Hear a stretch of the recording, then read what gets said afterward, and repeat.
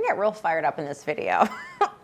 Because co-hosting really does help communities shape their feelings and emotions towards short-term rentals. A really bad co-host or a co-host who doesn't have the resources they need to co-host properly isn't going to have a good product.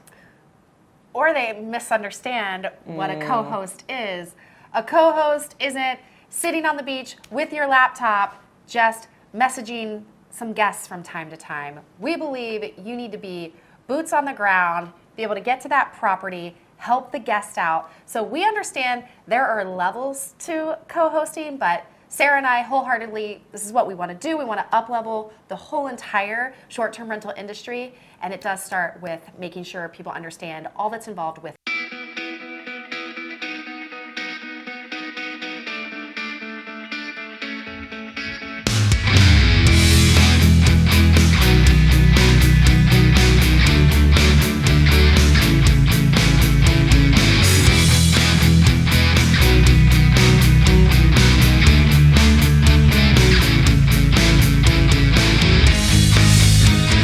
I think the easiest way to determine what a co-host is versus the closest career to co-hosting, which is property manager, is how you get paid.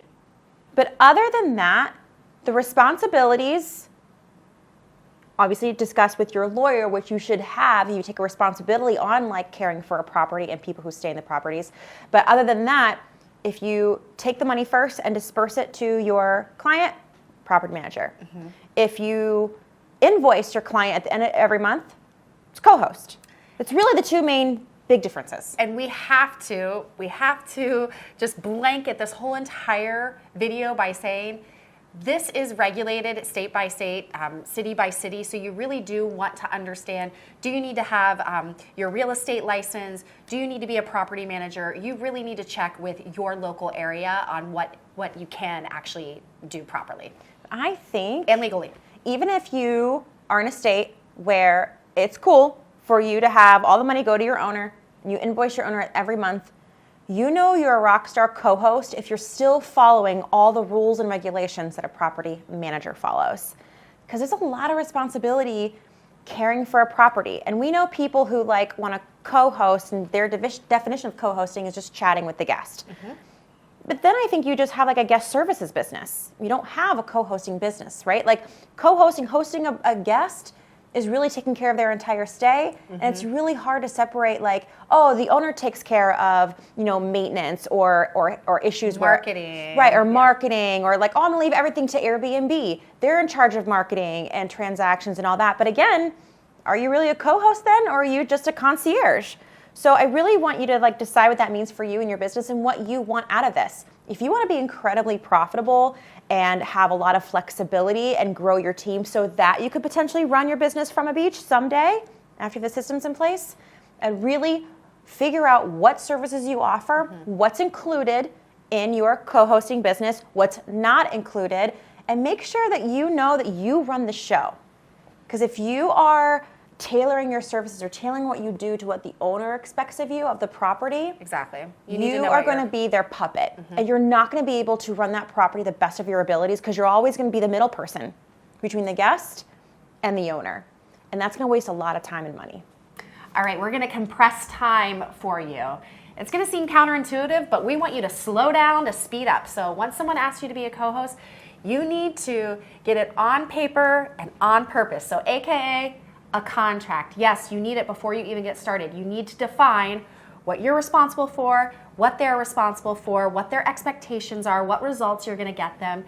Because what's key for you is you need to A, protect yourself, and B, be profitable. So putting that on paper, on purpose in the beginning will help you become, profitable and protected as you're hosting that home. It's a huge responsibility. You're probably watching this video because you were either asked to co-host and you want to know what don't you know, or you're interested because you've heard the word. And we're going to tell you right now that it's okay to be like, well, I didn't even think about that. I didn't even think about getting a contract in place because, and I think this is the fault of Airbnb, they make it so easy just to attach your account as a co-host and like, boom, you're a co-host and that's it. But there's so many variables involved when you are dealing with houses, because each house is a snowflake. Guests are snowflakes, your homeowners. So now as a co-host, you are dealing with those three things: owners, houses, and guests. And if I've learned anything in what we do when we co-host, it's no day is the same.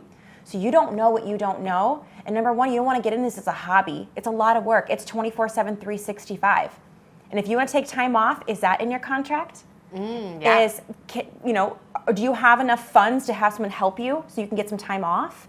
What happens when the washing machine starts leaking? Can you make the decision to get it fixed when the appliance guy tells you it's $400? Yeah, can you place that guest in another property because you need to take care of them? Can you make that decision financially to send them to maybe another short-term rental or a hotel?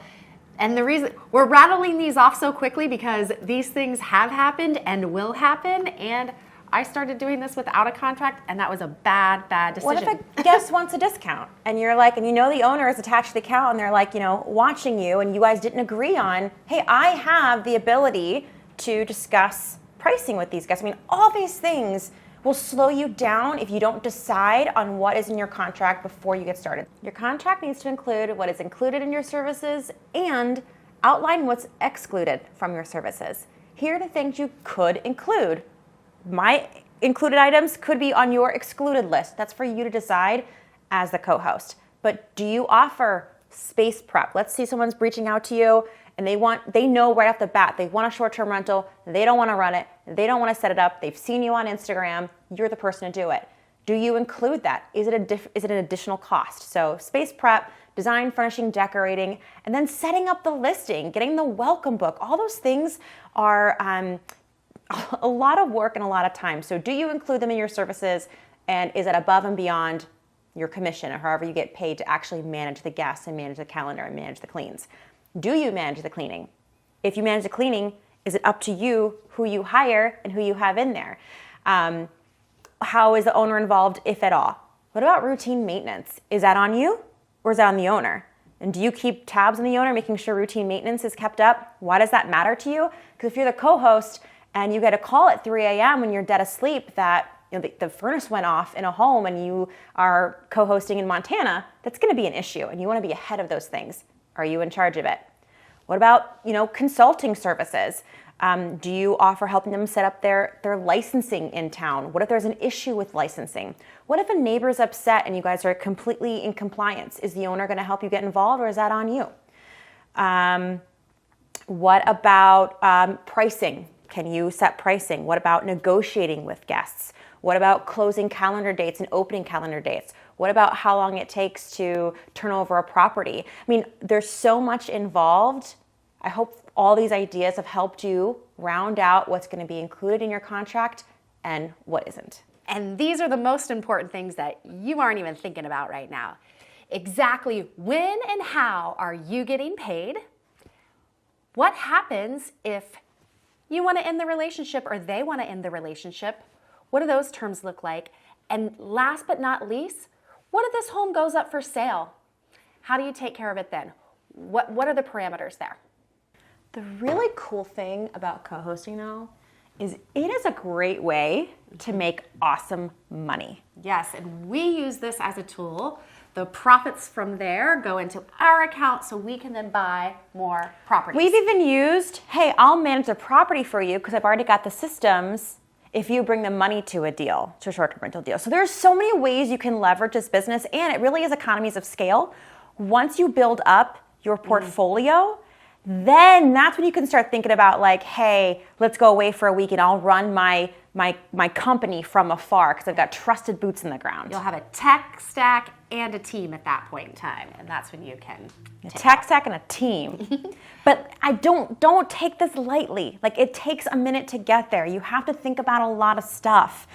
You don't want to be attached to your phone. You don't want to get hosting burnout, which happens when you start co-hosting, because now it's not just one guest.